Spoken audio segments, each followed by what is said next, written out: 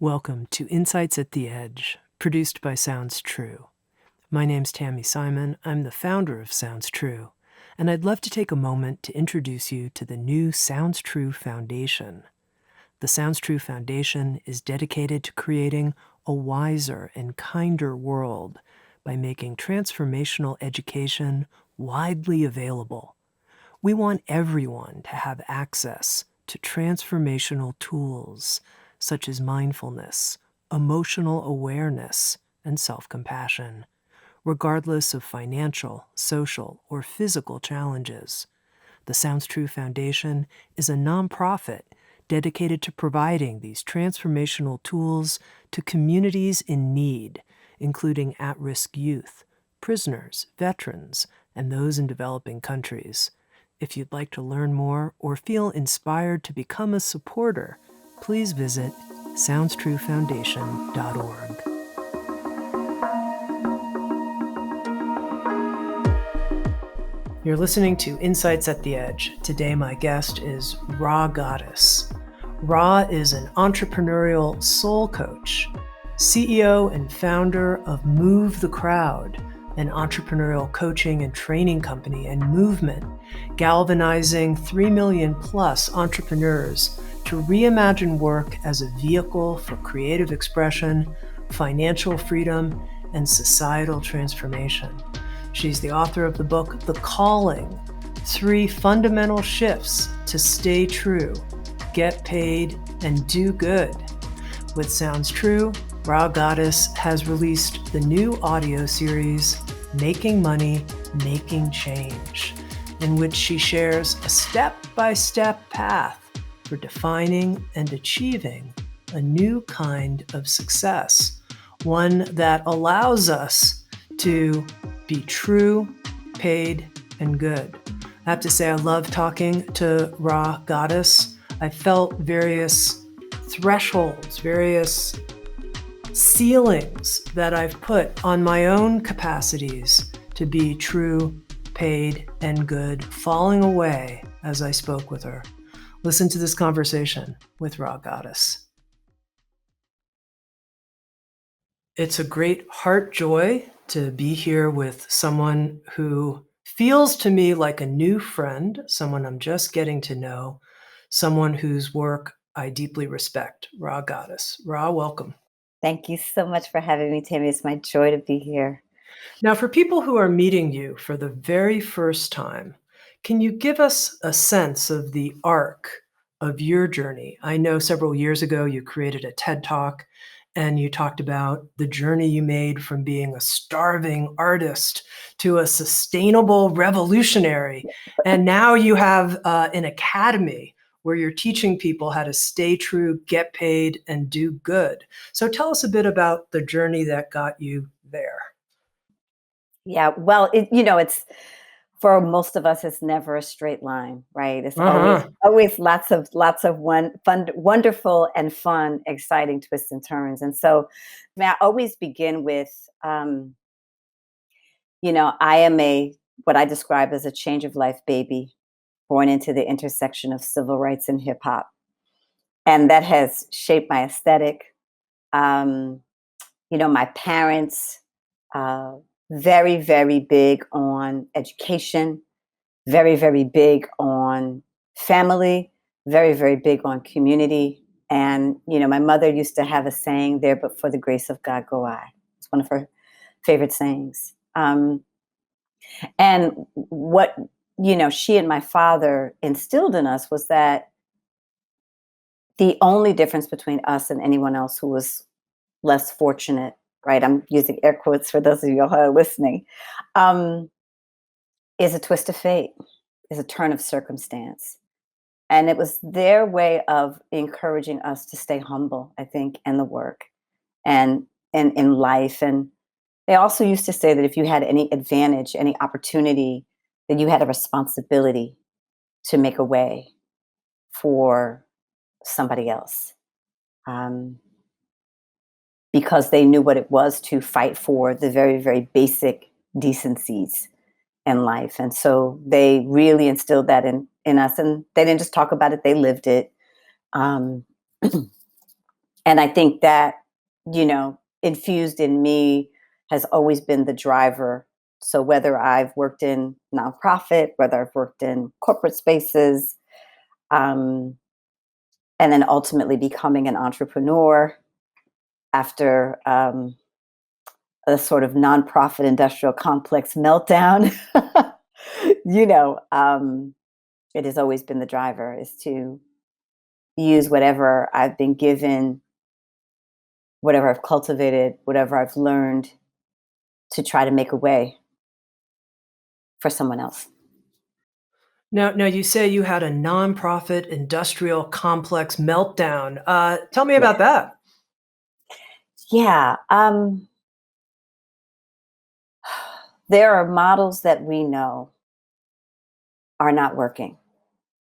And, you know, I think in the years that I was very, very active in the nonprofit world, it was because it was the work that I most wanted to do. And I would say that most people who occupy that sector and occupy that world, that they're clear that they're servant leaders. They're clear that it's about wanting to make a difference in the world.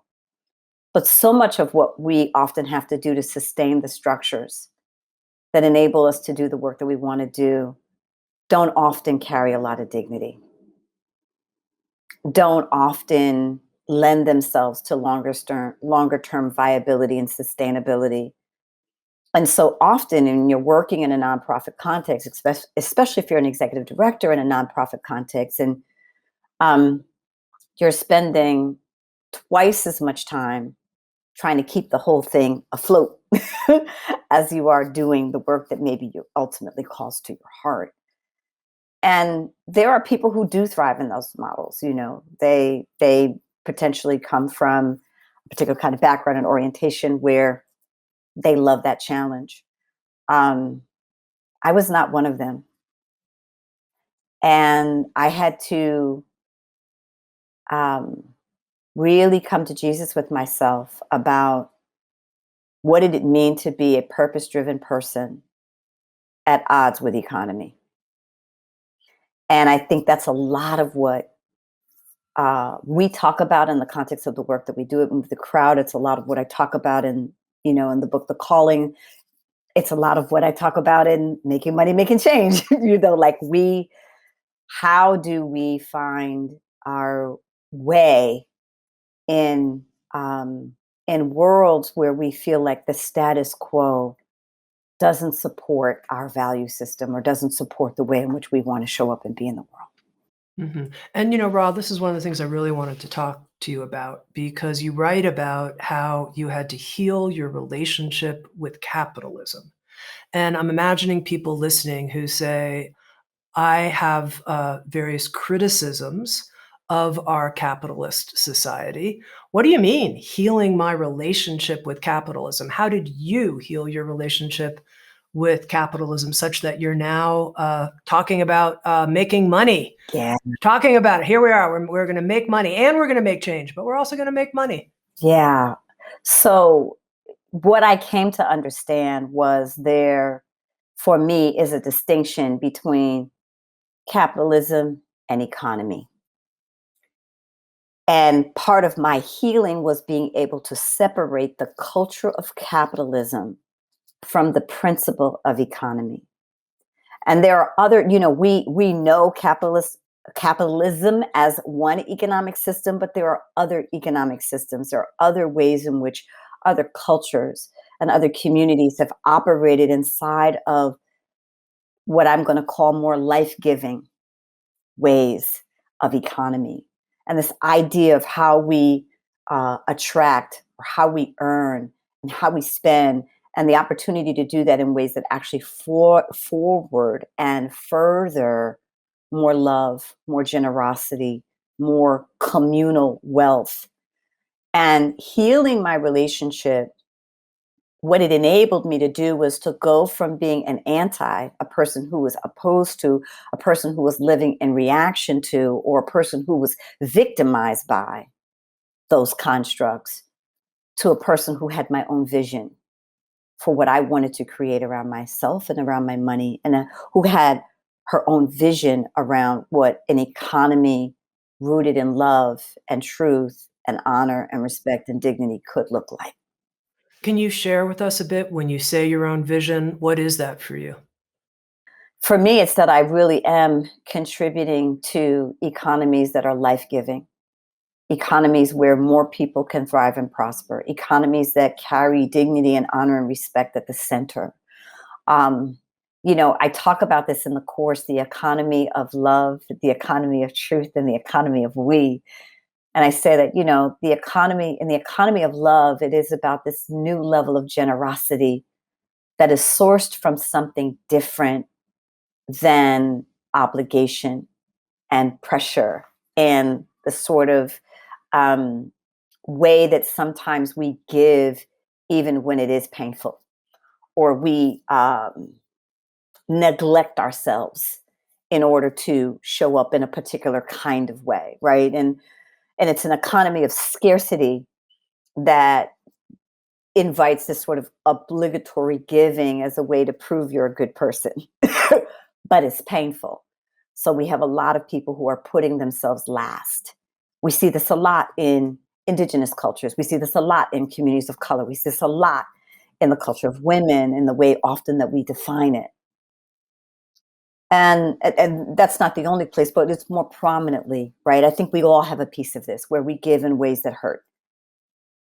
In the economy of love, it says that I'm sourced by something different. I'm really tapped into a more prosperous supply. And when I'm giving from that place, from a well sourced and a well resourced place, I can be more generous. And as the giving contributes to my expansion as opposed to my contraction. In the economy of truth, I'm accountable and responsible for the choices and the decisions that I make and the impact that they have on me and others. And I'm willing to own where I'm a part of the solution and where I'm a part of the problem. And I'm willing to be actively engaged around moving to places that enable me to be more a part of the solution than a part of the problem. In the economy of we, it's the story of us. It's the fact that we are not on an island unto ourselves.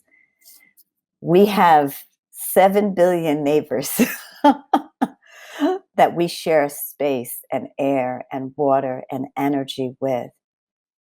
And how are we going to do this together so that I'm not interested in an economy that's rooted in how do I obliterate you, or how do I dominate you, or how do I subjugate you?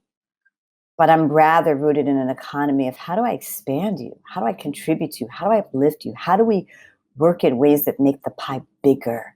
How do we work in ways that make the world better? And that we all have a hand in and an active role to play in doing that. And we're excited to be about the business of collaborating to be able to do that.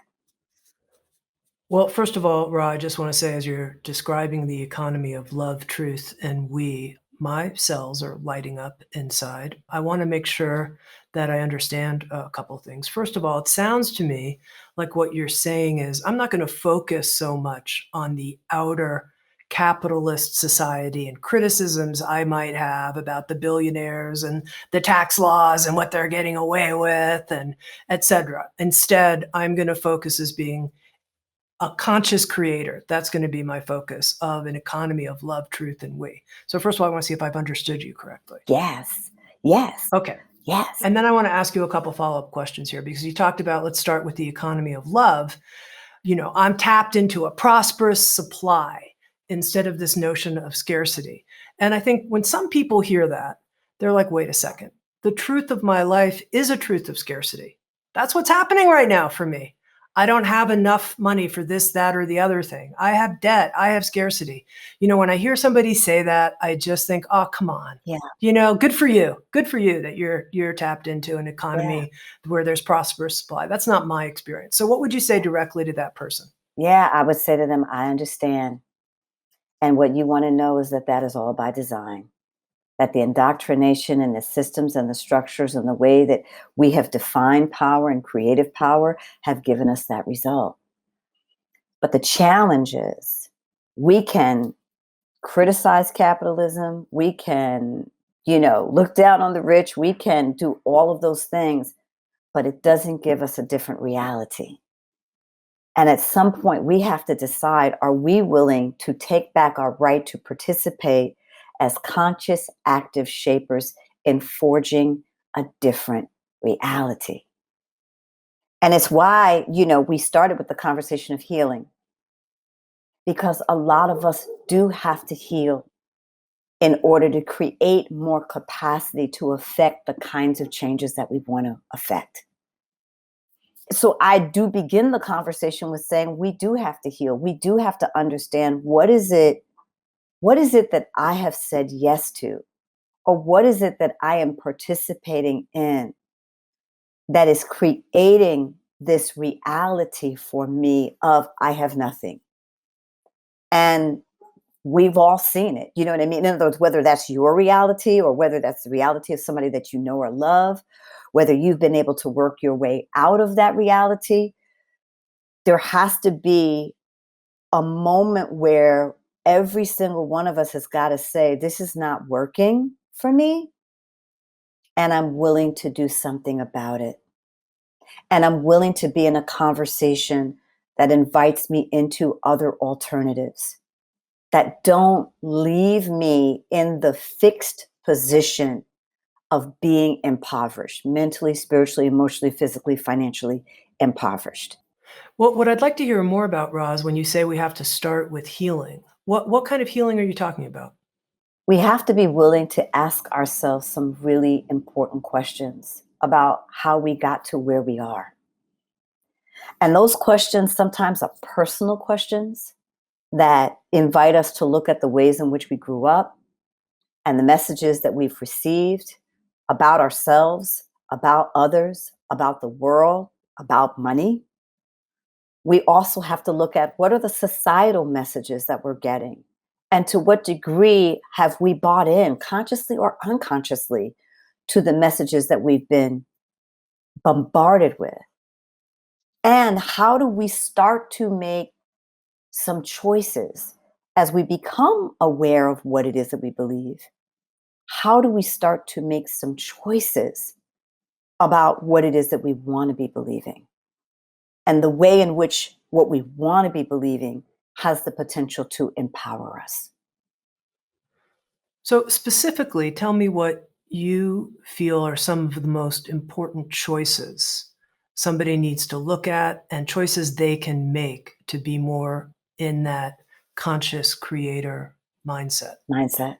The first thing is to embrace and even maybe try on, because maybe you are really, really skeptical, right?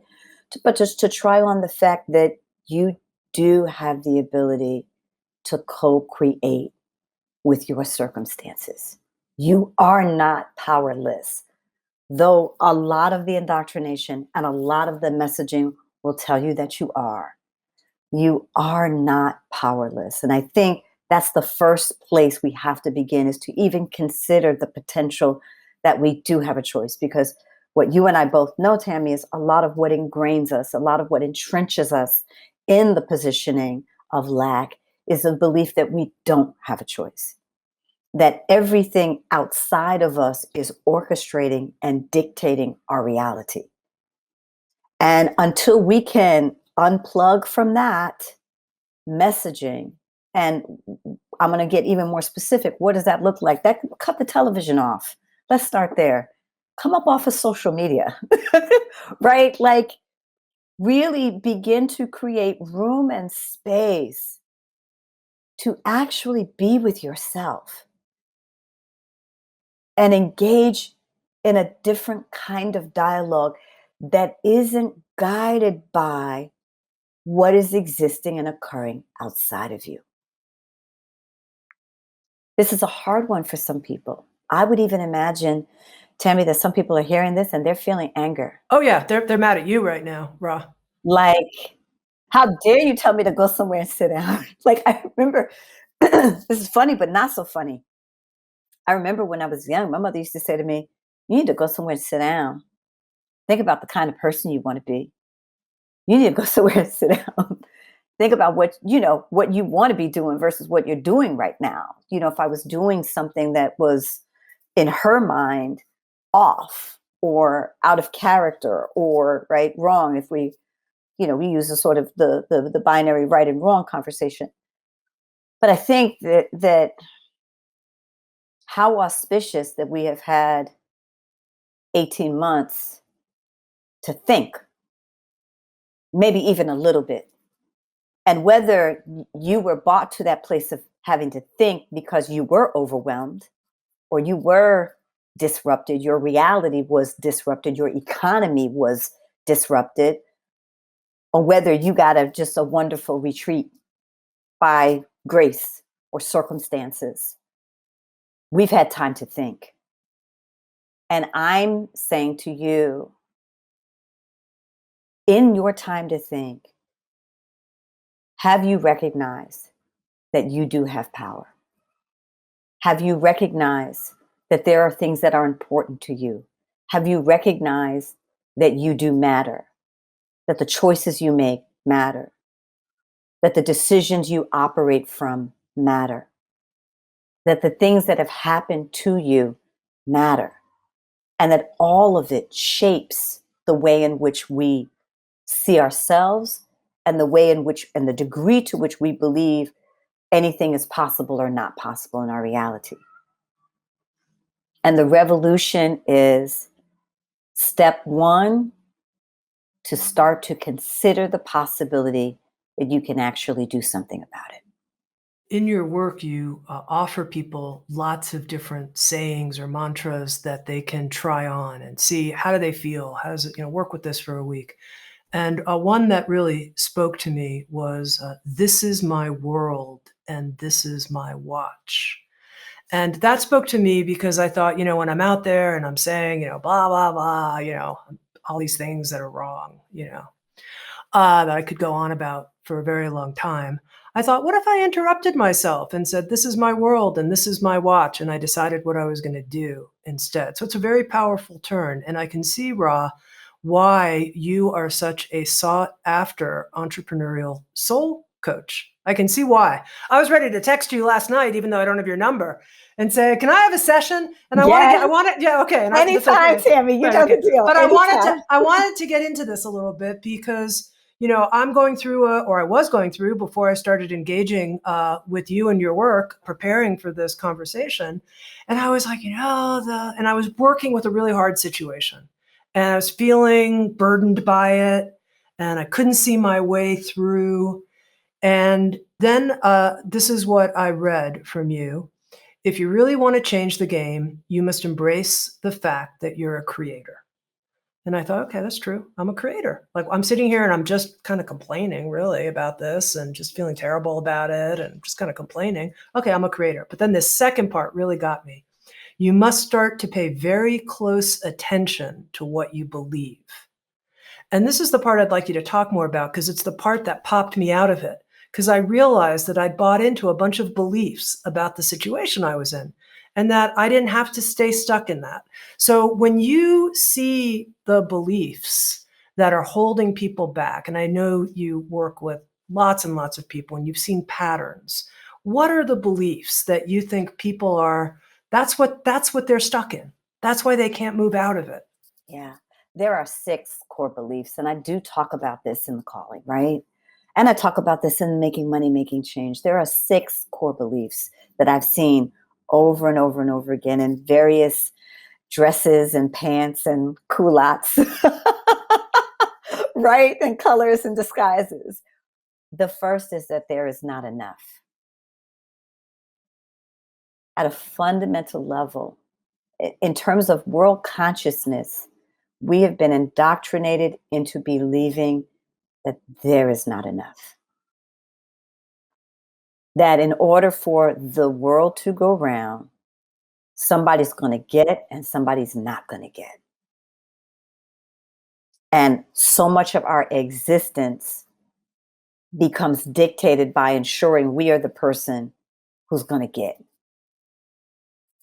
Let's pause on this one because I think this is pretty all pervasive. Yeah. What if someone's listening and they go, but that's true. Someone's going to get it. Someone's not going to get it. What if they think, well, that's true? Yeah. And You're just saying that's just a belief. That's not I'm true. saying to you, it's true because we believe it's true and because we operate from it as if it's true. Right? In other words, we can show, and this is how you know it's a belief, you all, because again, you may be feeling some heat right now. You know it's a belief because you'll want to defend it. You'll want to fight for it, even if it limits you, even if it challenges your possibility. And yes, we have been indoctrinated to believe that there is not enough. We have been indoctrinated to believe that we, in order to be in the world and in order to experience the world, quote unquote, the way it is, we have to be okay with human suffering. And this is the indoctrination of what I call old paradigm power. Right? And so when you say there is not enough, you and I both in 3 seconds can name, just off the top of our head, 5 people who have more of money, that they will ever. Their great great great great great great great great great great. I mean, they could die and everybody in their lineage could die and be reincarnated, and they still won't spend all the money.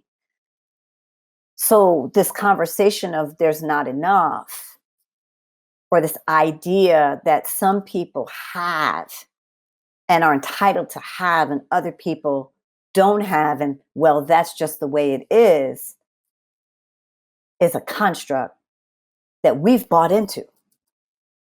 And depending upon the degree to which we continue to feed that belief, we perpetuate that construct.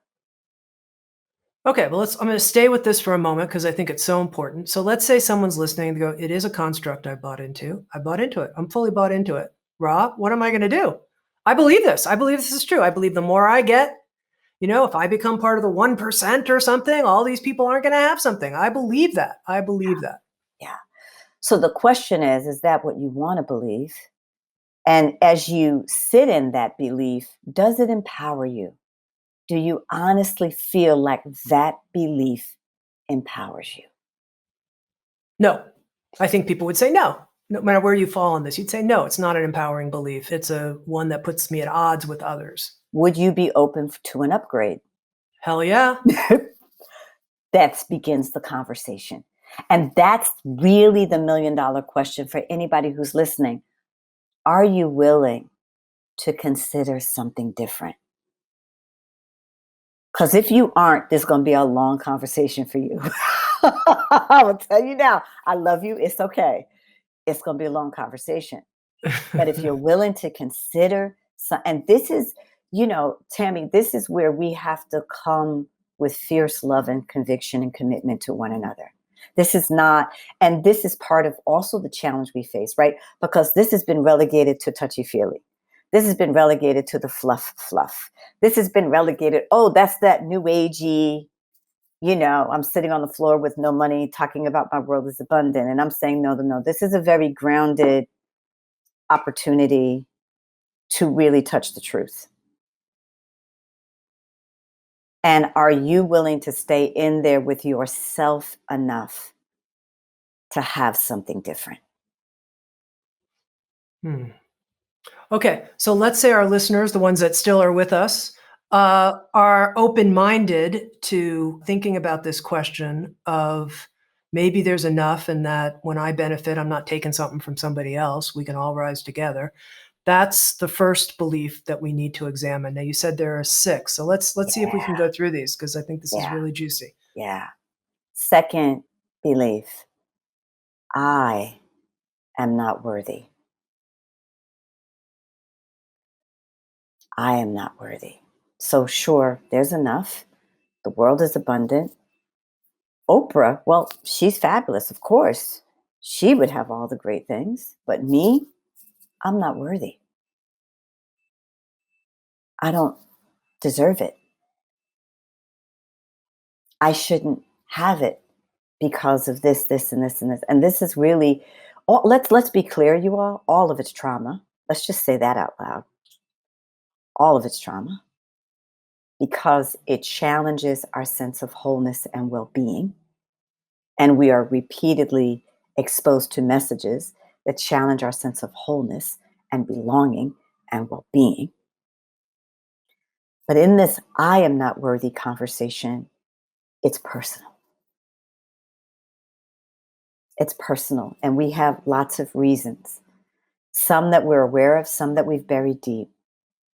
Some of us know that we believe this and grapple with it every single day. It's what we've now famously called imposter syndrome, right? And perfectionism. And there are lots of other ways in which we sort of talk about this conversation.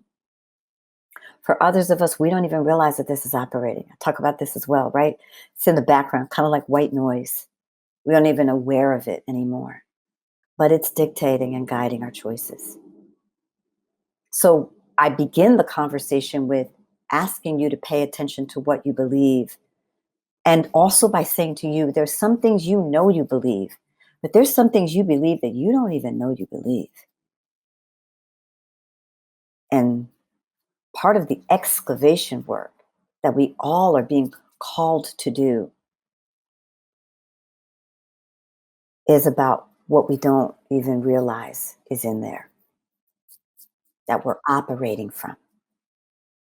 Yeah. Well, this is real healing work to go into those places where we don't feel worthy. Okay, let's move on to the third belief that has us out of our power instead of in it. I am afraid of what it's going to take. I am afraid of what it's going to take. And this has to do with our definition of success and what we believe we need to trade in order to have it. Whether that is our free time, whether that is being present with our children, whether that is our health and well-being.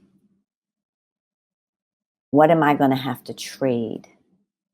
And it touches against, but I'll come back to beef with capitalism because that's on the list. But it touches some of that, but it's what we've been indoctrinated, the mythology that we've bought into about success. And I want to keep saying, Tami, because this is part of the challenge of how do you break the old paradigm is we would say it's true because we've been indoctrinated to believe it's true. So we operate from it like it's true. And then hence it becomes true. There are laws of nature. There are principles. There are universal principles, right? That operate in concert with what it is that we believe to be true. And when we speak it and when we operate from it and when we declare it, because we are so powerful, it does indeed become true. So this whole idea that in order to be successful, we have to sacrifice in ways that are painful, that we have to give up in ways that are harmful. And that not only do we have to do that, in other words, we have to scrape and scrounge and grit and, our way to the top. But then there's all this other stuff we got to do to stay there. Because, in fact, somebody's always trying to tear us down. So, this idea of what I want requiring more than what it is I believe I have or am willing to give creates more pain, Mhm. creates more trauma. Your very first sentence in the calling, I used to believe that if I wanted to make money and be viewed by others as successful, I'd better be prepared to trade for it. So you don't feel that you're trading right now in any way in your life for your success. I'm trading when I'm operating from the old paradigm. when I can stand in the new power, and you all, I'm human like you are. So some days I'm aligned and it's glorious. And other days I'm out of whack and it's hell. And that is real. It is a practice. But in the days that I'm aligned with my commitment and my vision, the days in which I'm like, oh, I'm really choosing, I'm making different choices that enable me to experience something other than profound trading and suffering. There is a difference between empowered choice and painful sacrifice. When we, and I keep coming back to this idea of choice, when we don't feel like we have choice, because this is what it means to be a conscious creator, is to say, I have choice. And that my choice is God-given, spirit-given, source-given. For those of you who may aspire to other, love-given, right? So when I am in the space where it's like, oh, I'm choosing, then I'm either like, oh, this is a good choice where I keep going, or nope, you're suffering. Hello, you're trading. Why don't we make a different choice?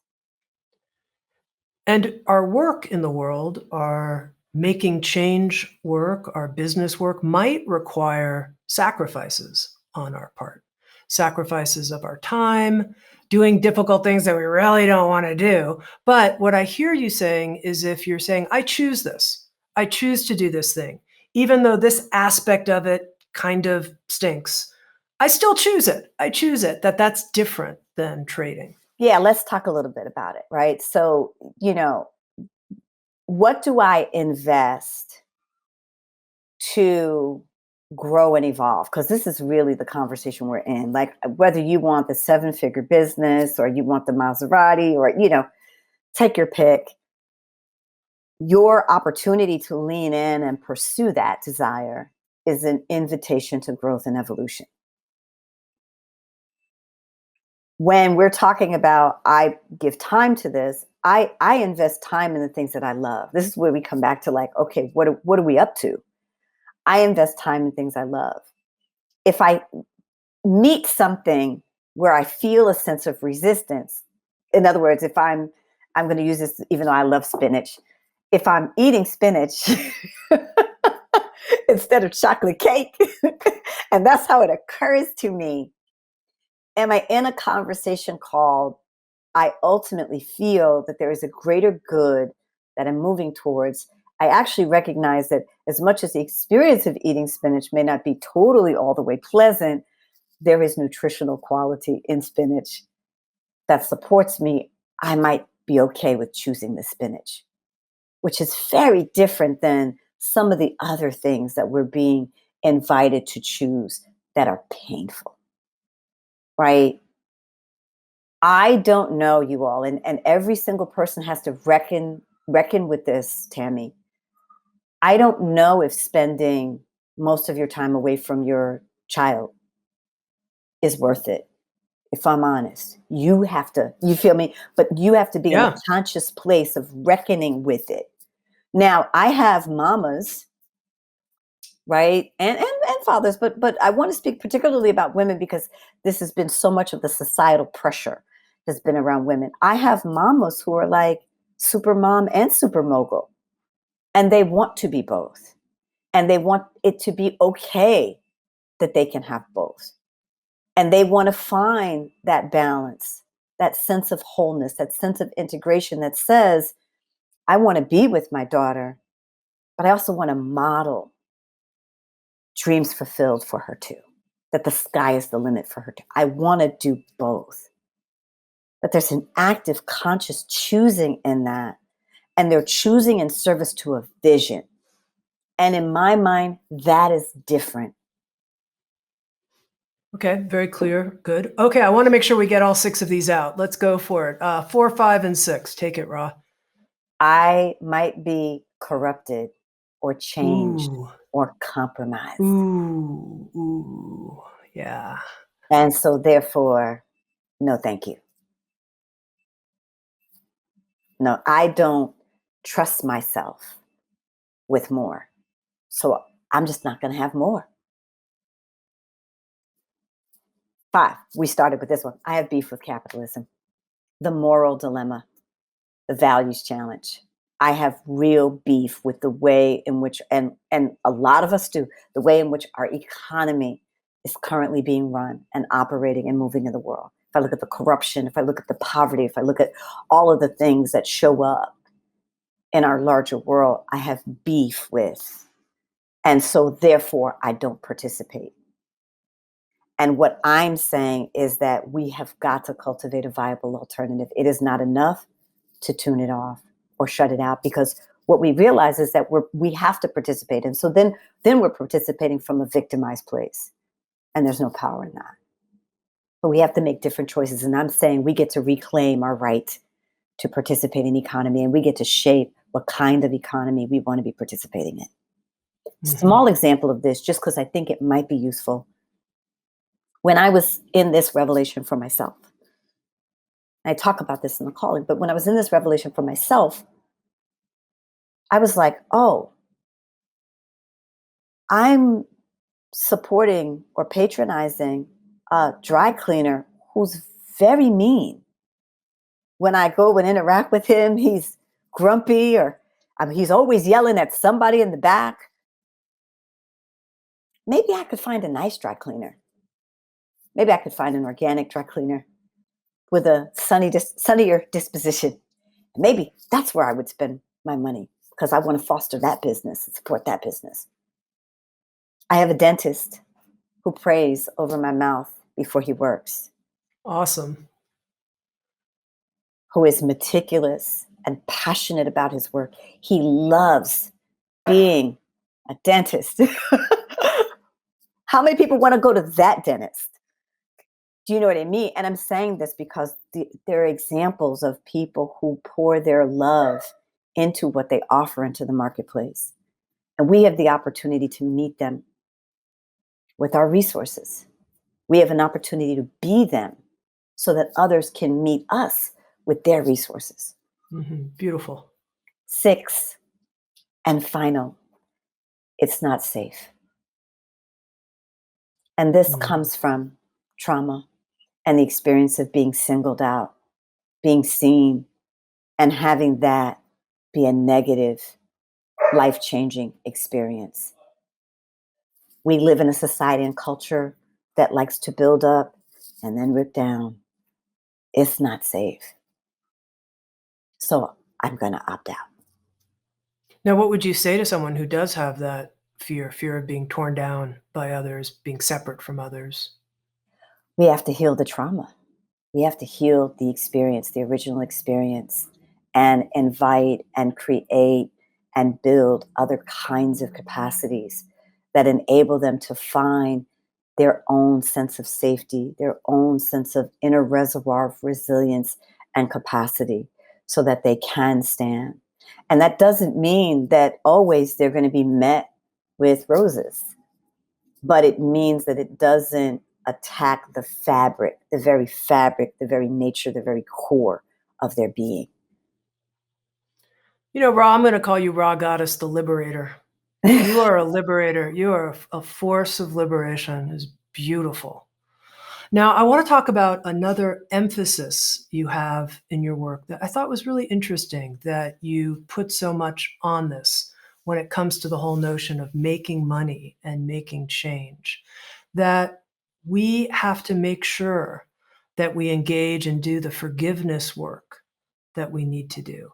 And when it comes to the area of making money, I wanted to find out from you specifically in your own life, if you're willing to share, what forgiveness work you needed to do in order to self-liberate and be a moneymaker. Yeah. I had to be willing to forgive all of the places where I made mistakes, where either I was careless about money, or I was resistant to money for all of the root cause reasons we've talked about. I also will say this, when I work with people around their money, sometimes we have to heal things that have nothing to do with money, right? Shame about a relationship, shame about what went on in our family growing up. I carried a lot of shame about certain circumstances and situations that happened growing up. I carried a lot of shame about when I witnessed my own parents struggling around money. And we have to, and it's interesting, right? Because Tami, we teach all kinds of things in school, but we want to be no, we don't teach forgiveness. We teach say sorry, you say accept it, but we don't teach real forgiveness. And shout out to the radical forgiveness movement and others that God who've come in, but if I were to ask somebody, and I have, look, tell me about your forgiveness practice. Tell me about your letting go practice. What are your rituals for releasing and letting go? Often we don't have them. We hold on. And money is one of those places where we doubly hold on, right? I would say family and relationships, right in there, right? And for me, shame around how I grew up, shame around some of the ways that I've been indoctrinated as a woman of color in this country to see myself in relationship to what's possible or not possible. Shame around some of the things that have been done to me that made me feel less than human. Oh, there's a long, long list.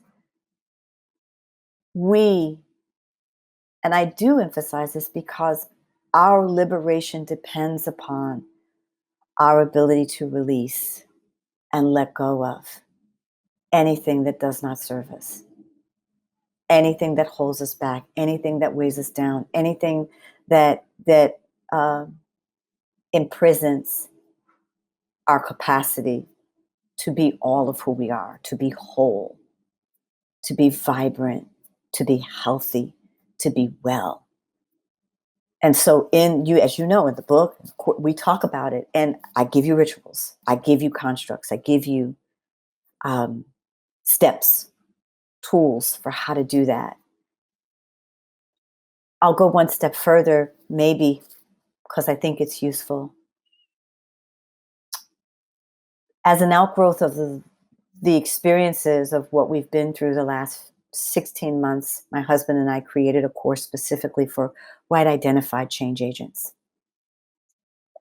because we know that there's shame around the construct of race and around the way that race has played out in our world, and certainly within, the United States is one, but many other places.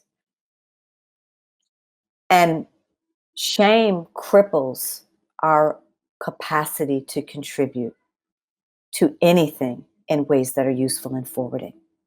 And so much of the game changing work that happens in that work is the work of reckoning, reconciling, and redeeming.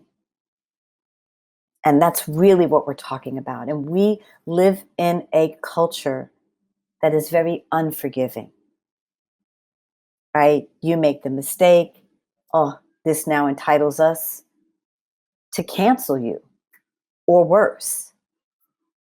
And we have an opportunity, if we really want to achieve the things that we want or need or desire in our life, we have an opportunity to cultivate and develop that inner sense of compassion towards ourselves and that outer sense of compassion towards others as a form of liberation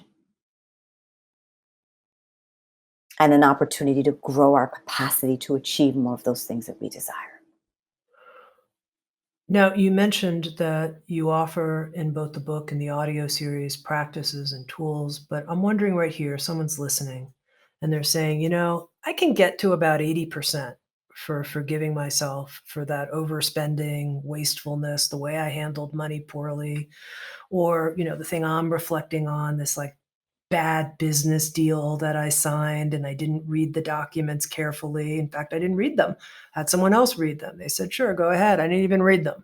And I can kind of say, I can kind of be kind to myself, and let it go. But I kind of can't. There's this like part of me that's like, no, now Yeah. you have to live with this forever, why were you so ignorant? You just put your head in the ground. You didn't. So whatever it might be, how do we further that from whatever percentage of self-compassion we can have, but we're not quite really there. Yeah. Two things I would say. One is when you say that to yourself, whose voice do you hear? Whose voice do you hear? You think it's your voice, but whose voice do you hear? We learn lack of tolerance or intolerance from someplace. We really do. And I know that for me, when I was being really harsh on myself, I got really clear like about whose voice that was, which is part of this healing work we're talking about, right? Because we're all of this really is a conversation of how do we do the healing work that gives us greater capacity to have, be and do what we want, especially when it comes to money. But whose voice do you hear? And then the second thing is, okay, great, you can get there 80% today. Are you willing to come back tomorrow? Could we get another 2% tomorrow? Could we get another maybe 3% the day after? Like, are you willing to stay in there with you as a practice? It's another thing that I underscore. It's practice, you all. It's not like we flip the switch and we're there. These are practices, like yoga, like meditation, practices. Forgiveness, practice. And I do ask, Tami, it's so interesting you said that because I do ask on a scale of 1 to 10, how much of this can we work with today? And sometimes people say 2. And sometimes people say, I'm feeling bold. Let's go for 5. Let's see if we can get, 5, 5 of it, transformed, right? Or on the scale percentage. Okay, let's go 50%. Let's just see if we can get to 50% of it. The question I would ask you, because I think this your willingness to share for me is power, is whose voice do you hear? And how much do you have to suffer before you can let it go?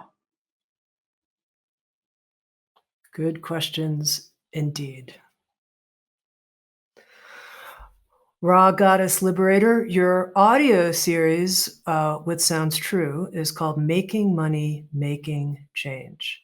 Build your business, make a profit, and serve the world. And we've talked about how important it is to address our beliefs, to really look into them. What about that person who's listening who says, I just don't believe you can really be a positive change maker, really, really, and make a lot of dough? Like, come on, it doesn't go that way. The people who are really the change makers out there, the activists, I don't see very many of them, at least, making very much money. Is it really true? How do I address this is a belief I have. How do I unpack this and start to open up to seeing it differently? Help me. Can you give me an example? You work with people who are making change and making good money. Yeah, yeah. So I can give an example. The trade, again, is a part of the old paradigm, right? And again, I keep coming back to like when we look at what we believe, we have to look at where do we get it? Where do we get it from? Right? It's kind of like, oh man, this pair of shoes just showed up in my closet. Well, no, actually, I remember that trip in Spain when I walked into that little store and I asked that shopkeeper, right, about those little shoes, right? Your beliefs have a story about where they come from and where we take them in from, right? And so I'm saying this because when you come to these places of challenge, when you say I believe, who taught you that you had to trade? Where did you say yes to that belief? And to just notice that and to recognize that this is in the DNA of our society. So again, the question becomes, are we willing to challenge it? Even just a little bit. Believing that we can do good in the world and believing that we can be well compensated and well sustained in the world, I find is directly correlated to the belief that we can love and be loved. Wow. Explain that to me because that's Mm, a very powerful correlation you're making, and so I wanna make sure I really get it. How'd you yeah. come to that? In the work that we do around the true sort of the paid good construct, we talk about your mission as an expression of your love. Your proposition, your offering to the planet is an expression of your love, right? Khalil Gibran's work is love made visible. When we do what is our work, the work that has our name on it, it is an expression of love. So when entrepreneurs come into our fold and we have conversations about what they want to do or what they want to change or what they want to create in the world, one of the questions we ask them, one of the very first questions we ask them is, how do you love? How do you love? What are the things that you offer, that you share? What are the gifts that you give? What are the gifts that you've been given to give and share with the world? So it's all about love. For a lot of us, we've been taught that we have to do certain things in order to get love, and that love is not just forthcoming. For others of us who have been loved and loved positively, especially in the formative years, we hold maybe a different belief system. We actually see love everywhere, and we have no problem receiving love. We have no problem giving love and participating in the law of reciprocity of the giving and the receiving. When we feel like anything that we want to do, that we feel passionate about, that we think is important, doesn't deserve to be sustained, we're in the wounding of the indoctrination that says we have to trade. We're coming back to that philosophy. And so many of us believe, like, I can't do what I really want to do. So anytime someone says to me, Tami, oh, I have no idea what my purpose is, I say, oh, you mean you don't believe that you can do it. You don't believe it's okay to want it. You don't believe it's okay to pursue it. But if I were to ask you if money or fear of public opinion or any other concern that you have weren't a concern, what would you be doing? You better believe people have a ready answer for me. And often it contains the seeds and the kernel of their calling.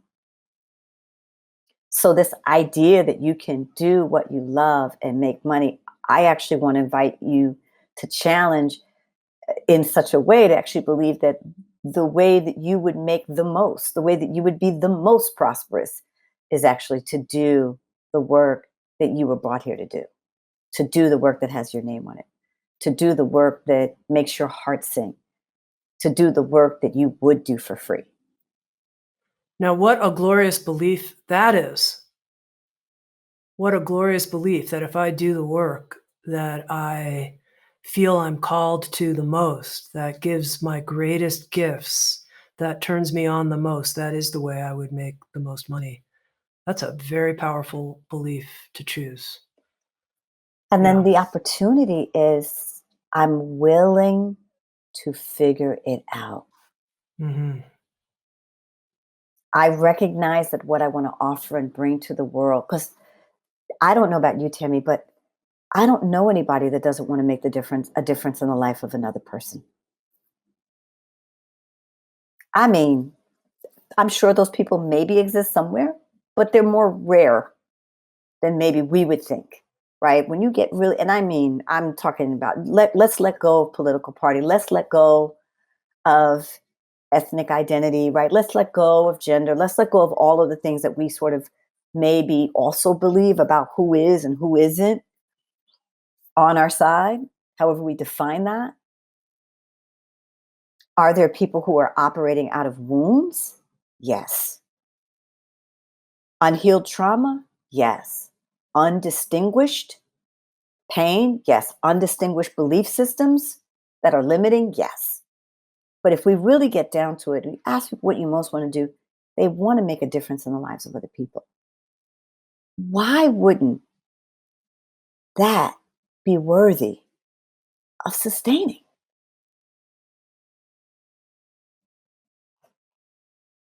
Why would it not be okay to want to be sustained in touching the lives of other people, in helping people, in making life better for somebody? And this is where I say we have to, as my saying is, we have to break the fourth wall. We have to shake up the globe a little bit on some of the insanity that we've all ingested and been operating from. When you say, Rob, we have to break the fourth wall, what's the fourth wall? What do you mean Mm. by that? So there is this saying in the world of theater, this idea that there is a moment, when you come to the theater, you're being invited into a world that is not your current world, right?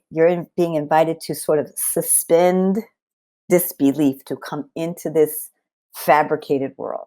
And maybe this fabricated world represents or has expressions of or reflects some aspect of the real world, or maybe it doesn't. Maybe it's totally fantastical. But there are moments in the context of theater when the actor will step off stage Hmm. and they will come into the audience. And we call that breaking the fourth wall. Hmm. They will come into the world or the realm of the audience, and they're now operating and existing in their paradigm. And sometimes they pull them into the fantastical world, and sometimes they come into their world. But the idea is that we do not challenge enough what we believe, what we think is true. And that doesn't mean we have to be antagonistic or hostile or cruel or nasty or negative. We get to learn how to challenge with love, but we have to challenge ourselves and some of the constructs that continue to perpetuate the kinds of disparities that we see. So, can you You know, make a difference? Yes. I know that was a long way of saying it, but yes. well, interestingly, when you were saying, we need to challenge ourselves, I think this is a good note for us to end on because I wrote down a quote from you: "Your soul wants to grow you." And I wrote that down because, I thought, wow, I've signed up for a life that has a lot of challenges in it. Seems like some part of me wants to be challenged because I put myself right in a critical path of a lot of challenge. And a part of me, I like it. I like it, actually. Every day, there's something challenging going on. And when I thought your soul wants to grow you, I thought that's true. That's true. There's something in me. I recognize that. I want to grow and I welcome these challenges. And I wonder if you could just comment on that as a note to end on for people who are integrating this conversation and thinking about how they're going to move forward, welcoming the challenges perhaps that they face. Yeah. Anything that you're aspiring towards is an invitation to grow. And your soul wants to do nothing more than grow, right? Like that's your soul is here to express itself. And you grow through expression. And there are lots of things that are going to call you to express, whether that's parenthood, whether that's CEO-ship, right? Whether that's whatever that is, right? Um, and we do have to, on some level, make peace with the fact that we are here to grow. And that sometimes those lessons feel yummy and sometimes they feel lousy. But if we can get the insight, if we can pay attention enough to get the gift of the blessing or the lesson, we do become more of who we're meant to be. We do become more of who we really are. And this work is all about the invitation to become more of who you really are. Because when you become more of who you really are, then you are free. Loved, loved, loved this conversation with you, Rha. Thank you so, so much. Thank you. Thank you so much for having me, Tami. I so appreciate you. Thank you for creating this incredible movement that is Sounds True. I've been speaking with Rha Goddess, entrepreneurial soul coach and cultural innovator, the founder and CEO of Move the Crowd. She's written the book, The Calling, 3 Fundamental Shifts to Stay True, Get Paid, and Do Good. And what an honor that with Sounds True, she's created a new audio series. It's called Making Money, Making Change. Build your business, make a profit, and serve the world. Thank you for listening to Insights at the Edge. You can read a full transcript of today's interview at soundstrue.com/podcast. And if you're interested, hit the subscribe button in your podcast app. And also, if you feel inspired, head to iTunes and leave Insights at the Edge a review. I love getting your feedback, being in connection with you, and learning how we can continue to evolve and improve our program. Working together, I believe, we can create a kinder and wiser world. SoundsTrue.com, waking up the world.